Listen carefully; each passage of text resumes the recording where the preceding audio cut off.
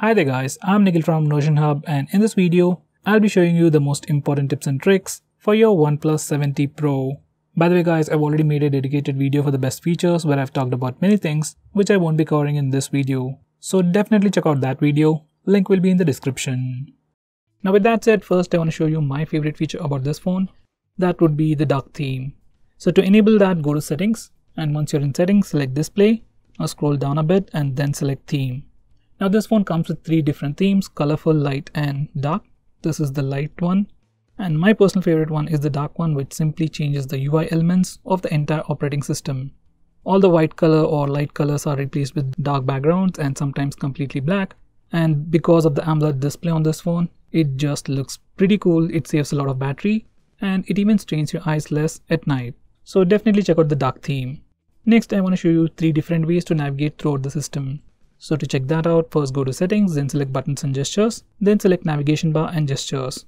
So this is the default layout, and if you select the first option, navigation bar customization, you get some additional options related to these buttons. Now if you enable the first toggle, it'll swap the buttons on the left and right side. I personally like the back button on the right side, so I'll just enable it. Now the back button is on the right side. Now if you enable this toggle, you will see a dot on the left side of the navigation bar. Now you can click it to hide your navigation bar. So whenever you want to use the navigation bar, you can swipe up and it shows up. Now you can go home. Only on the home screen you can always see the navigation bar. Otherwise, whenever you open any application, navigation bar hides automatically. So if you want to make the navigation bar stick, once again click the dot and it sticks. Next we have long press actions and double tap actions. I would suggest you to change the long press action for the recent tabs button. Just select this option. Now select open close split screen. Now once you do that, you can long press the recent tabs button to start split screen mode. This is something I would definitely recommend you to do. So if you're using the 3 button layout, that's how you can open the split screen mode. Next we have Android Pie based navigation bar, just like on Pixel phones. Now you get just 2 buttons, back button and home button. Back button acts like a regular button, and the home button it is, and you can swipe up for recent apps, and you can swipe on the home button left to switch between applications. So initially I thought it's a pretty cool feature, but especially on this phone or any other phone except for the Pixel phones, this navigation bar isn't that responsive. So I would suggest you to try out the navigation gestures. So just select that, and now the navigation bar is completely hidden. Now if you want to go back, you can swipe on the right side or the left side to go back a step, and you can swipe at the center to go home, and finally you can swipe and hold for recent tabs. Now you might wonder how to trigger Google Assistant if you're using these navigation gestures. Clearly you don't have any button. So for that we have a nice little shortcut. Once again go to settings, then select buttons and gestures. Now enable this toggle, quick activate Assistant app. Now once you enable this toggle, you can press the power button for like half a second to trigger Google Assistant.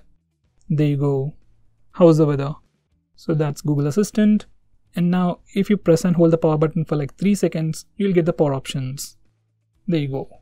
Now you might wonder how to use split screen mode if you're using the gestures. So for that, first go to the recent apps page.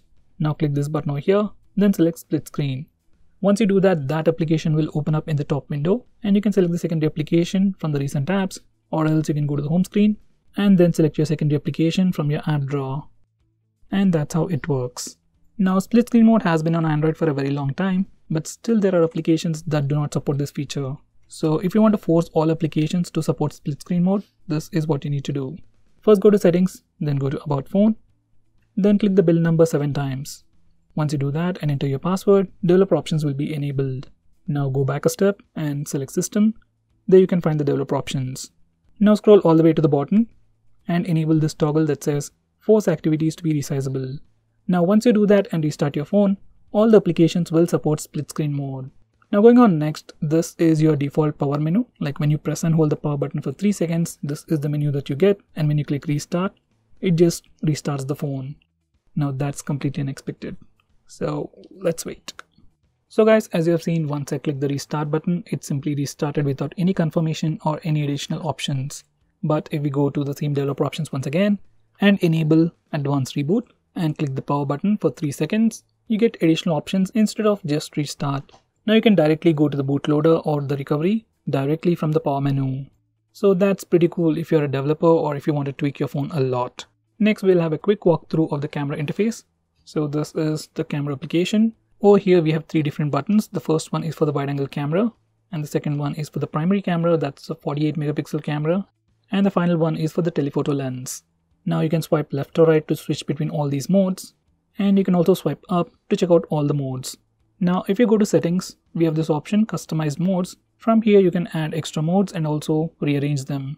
So let me just add pro mode and slow motion and rearrange them such that pro mode is right beside portrait mode. And now if I go to the camera interface, we have pro mode right beside portrait mode. Now while we are at it, this phone comes with a 48 megapixel camera but by default doesn't take 48 megapixel pictures. So if you really want to take 48 megapixel pictures, first go to the pro mode, then click the button over here and select JPEG 48 megapixel, and now you will be able to take 48 megapixel pictures. Now going back to the video mode, if you want to change the video resolution, you can do it from here.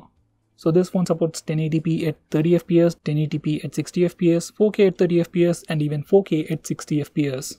So by default it's set to 4K, but you can also change it to 1080p, just like that. Now for some reason, if you're seeing a watermark in your pictures like this, shot on OnePlus, and if you want to remove it, or maybe if you want to add your own name to it, this is what you need to do. Go to settings, then select shot on OnePlus watermark. If you just want to remove this watermark, disable this toggle, and if you want to add your own name, enable these two toggles and then add your name. Now once you do that and take a picture, this is what we see. It still says shot on OnePlus but by Grady Tech. So that's pretty cool. Now for another tip, this phone has auto HDR on by default. So if you want to disable that, or if you want to have more manual control, make sure you enable this toggle, manual HDR control, to toggle auto HDR. You can either disable it, enable it, or leave it to auto. Now this is how the phone looks once we turn it off. Now this phone comes with an AMOLED display but doesn't have always on display feature, but instead we have ambient display, and this is how it looks like. So to turn on ambient display, go to settings, then select display, then select ambient display. Now you can tweak these settings according to your preference. You can also change your clock style to something like this. I'll just stick with this. Anyway, you can change your clock style, and there are three ways to trigger ambient display. First is pick up the phone. When your phone is lying on a surface, you can simply pick it up and you can see the ambient display. Next we have tap the screen to show. So once again the phone is locked, I can simply tap the screen or touch the screen once to see the ambient display. And the final option is whenever we get a notification. So if this toggle is enabled, every time you get a notification, you will see the ambient display. So these are the settings on my phone. So now let's check out the face unlock settings. For that, go to security and lock screen, select facial data, select face unlock, enter your password. So these are all the settings that we get. Select default way to unlock. There are two ways to unlock. First one is swipe to unlock. Now if you select this option, every time your display lights up, you have to manually swipe up the lock screen to use the face unlock feature. Personally, I like to go with this. Every time display lights up, face unlock works. So you can choose this based on your preference. Now for some reason, if you don't want to use face unlock, you can also disable it from here. Just go to face unlock settings and disable this toggle, and now face unlock will not work. Here's a quick preview. So now even when I swipe up the lock screen, face unlock doesn't work. Now if you're planning to use fingerprint scanner, then there are things that you can do with that as well. Now this is the lock screen, and as you can see, we don't know where the fingerprint scanner is. So for that, we have two options. First one is pick your phone to show. So if you have this option enabled, once you pick up your phone, ambient display lights up and it will clearly show where the fingerprint scanner is. And then you can place your finger to unlock the phone. Next we have tap the screen to show, or touch the screen, whatever you want to call it. So now the phone is locked, completely blank. I can simply touch the screen once to see where the fingerprint scanner is. And as you can see, fingerprint scanner is also working. Now going on next, you also have fingerprint animation effects. So if you want to change this animation effect, you can change it from fingerprint settings. Select this option, and these are all the different animations. I'll try this. That's something I've probably seen on a Vivo phone. So here's a quick look once again. It's pretty fast. So that's the animation. This is plain. Now going on next, we have something called the Fingerprint Shortcut. So this is your lock screen, and when you try to unlock your phone, nothing actually happens. But if you enable Fingerprint Shortcut, for that you need to go to settings and select utilities. Now select quick launch. Now once you enable this feature, so every time you try to unlock your phone with the fingerprint scanner, just place your finger on the fingerprint scanner even after your phone is unlocked, and you get some additional options. And these settings or these shortcuts can be edited. I've just added YouTube to the list. So to add a new shortcut, click this button. You get all these quick actions, and you can also quickly launch applications. I'll try to add Amazon. Now when I try to unlock the phone and keep the finger on the fingerprint scanner, Now I get to choose the application. I'll open Amazon. So this is just another quick way to use your phone. Next, I'll show you different ways to take screenshot on your phone. So the basic way is to use the buttons. You can press the volume down and power button both at the same time to take a screenshot. Here it is. Now if that is a bit hard for you, you can press and hold the power button until you see the power menu. And even over here we have a shortcut to take a screenshot. Just click it to take a screenshot. Another way to do it is the 3-finger screenshot. So to enable that, you need to go to settings, then select buttons and gestures, select quick gestures, enable 3-finger screenshot. Now once you do that, you can swipe down using 3 fingers to take a screenshot. It literally works everywhere and it's probably the best or easiest way to take a screenshot. There you go. Now if you want to take a longer screenshot, maybe a screenshot of this web page, first take a regular screenshot. You can either use the buttons or the gesture. I'll go with the gesture. Now click this button, expand screenshot. Once you do that, your phone will automatically scroll through the page and take a longer screenshot. If you're done or if you're satisfied, click on the screen to stop. And this is your longer screenshot. Once again, you get additional options over here to quickly edit your screenshot. If you don't like it, you can delete it directly from here. There you go. Next, this phone has some super handy gestures which have been passed down way back from OnePlus One. So to use them, go to settings, then select buttons and gestures. Now select quick gestures, and here we are. So first we have flip to mute. Now once you enable this feature, whenever you get a call, you can simply flip your phone to silence the ringer. So I'm expecting a call right now. Now when you get a call, you can simply flip your phone to silence it. So that's one way to do it. Next we have double tap to wake. And as the name suggests, you can double tap the screen to wake it up. Next we have music controls, where we can draw different signs like less than, greater than, or 2 lines to play or pause music. So that's pretty cool. Next we have all the shortcuts. We can set O for camera, that's the default one. For some reason it's not set already. We can toggle the flashlight using V. And then we have some more gestures. For now let's test O and V. So when the phone is locked, I can draw an O to open the camera application quickly. I can also draw a V to toggle the flash. So now the flash is on. I'll draw it once again to turn it off. There you go. So these are my favorite gestures and I wish every other phone had it. Now going on next, if you want to display the battery percentage and network usage on the status bar over here, this is what you can do. Go to settings, then select display. Now scroll to the bottom and select status bar. Now if you want to see the battery percentage on the status bar, make sure you enable this particular toggle. If you want to display the network speed on the status bar, enable this toggle. We have it over here. Next, we also have something called icon manager. Now, if you want to hide any of these icons from the status bar, let's say if I don't want to see VoLTE on the status bar, it's over here by the way, I can disable this toggle and VoLTE is hidden. This is also one of the unique features that's available only on the OnePlus phones. Now, in the same display settings, we also have the option to change the resolution of the screen. Now this phone for the first time comes with a Quad HD Plus resolution. By default it is set to auto switch, so depending upon what you're doing, resolution changes automatically and helps you save some battery. But if you want to use Quad HD resolution all the time, select the second option, and if you want to save some battery and don't care about the resolution, select the third option. Personally, I always go with this option. Next, this phone also comes with 90Hz display. That's basically the refresh rate, so if you want to change it, you can also do it from here. Now when you set your display mode to 90Hz, everything looks really smooth. I really can't show it in the video, but if you're using this phone, you can clearly see that everything is moving very smoothly.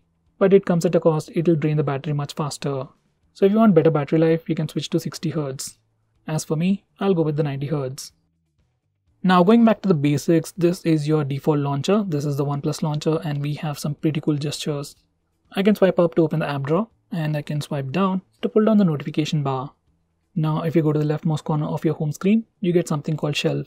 Now this is just a page with additional widgets, but the interesting feature over here is the parking location service. So let's say you park your bike or a car in this location, then you can click this button over here and it saves the GPS location. Once you're done using it, you can click the finish to clear the data. Now if you're in a parking lot and you want to take a picture, you can click this button and then take a picture. And now it'll show you the picture instead of the location. So that's pretty cool. Once you're done, click finish. Now for some reason, if you don't like the shelf, you want to completely remove it, you can do it from settings. Just long press in an empty area, go to settings and disable toggle for shelf. Once you do that, shelf is removed. Now in the same page, that's the settings page, you have this option for double tap to lock. So instead of manually pressing the power button every time, you can just go to the home screen and double tap in an empty area to lock your phone. I'll do it once again. So now the phone is locked. So it is as simple as that. Now from the same settings page, you can do a lot of cool stuff, like you can change your icon pack, you can change the home screen layout, that's changing the grid size, you can also change the icon size. Now going on next, this phone also comes with screen recorder built into the system. Maybe you want to screencast a gameplay or something. If you want to record your screen, go to the notification toggles and you have a toggle over here. Just click it and you'll see this floating window. Now to start video recording, click this button, and once you're done, click this button over here. Now let's go back once again. So if you click the settings button, you get some additional options, like you can change the bitrate, resolution, you can select the audio source for the video, like you can use the mic or the system sound, that's internal sound, and do all crazy stuff like that. So if you are someone who's looking to record the screen a lot, then this feature is gonna be great. Now going on next, this phone comes with a pretty unique feature called Zen Mode. So to use that, just go to the notification toggles and you have a toggle over here called Zen Mode. So once you start the Zen Mode, you literally can't do anything with your phone except for making calls, answering calls, and using the camera application. All other notifications will be blocked and you can't even open any other application. Even if you restart the phone, Zen Mode doesn't stop.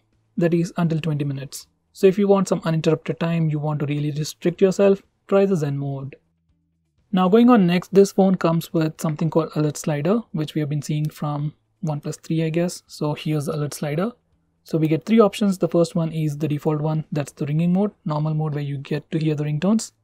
Next one is the vibration mode. So just push it up a step to go to the vibration mode. So every time you get a notification or a call, phone simply vibrates, ringtone volume is completely set to 0. Now if you push it all the way to the top, that's for silent mode, and now the phone is completely silent. So this is literally a hardware button to switch between all these modes, and it is really addictive. You should definitely give it a try. Now going on next, if you want to record calls automatically on your phone, this is what you can do. Open the phone dialer, click this button over here, go to settings, then select call recording. Now once you enable these two toggles, all the calls will be recorded automatically on your phone. Now this feature is available in India but might not be available in other countries. Now this is how the screen looks every time you get a call. On most phones you can simply swipe up this button to answer a call, but on this phone you need to swipe it down. If it's really annoying for you and you want to swap it, you can do it from the phone dialer application. Once again, go to settings and enable this toggle. Swipe up to answer. And once you do that, next time you get a call, you can swipe up to answer the call. This is something I'll definitely recommend you to do. Now for the final tip, this phone comes with a very unique feature called audio source. Now let's say a Bluetooth headset has been connected with your phone, and whenever you try to play a video, audio is obviously streamed to the Bluetooth headset. Now for some reason, if you want to turn on the speaker without disconnecting the Bluetooth, this is what you can do. Just press the volume button and click this button over here, and from here you can change your audio source. Now to turn on the speaker, I'll select the first option. Now the speaker is active. Now this phone will be a primary competition for the Redmi 7 and now the audio is being streamed to the Bluetooth headset. So this is a pretty unique feature, and that's something many people might not use it, but it's actually a very useful feature. So guys, these are all the most important tips and tricks for your OnePlus 7T Pro. If I missed out on anything important, do let us know by commenting below this video, and definitely check out my video on the best features. Link will be in the description. By the way guys, if you're planning to buy this phone, use the link in the description. It always helps the channel, and if you want us to make any specific video, tweet out to us with the hashtag AskGreedyTech on Twitter and we will try to make it as soon as possible.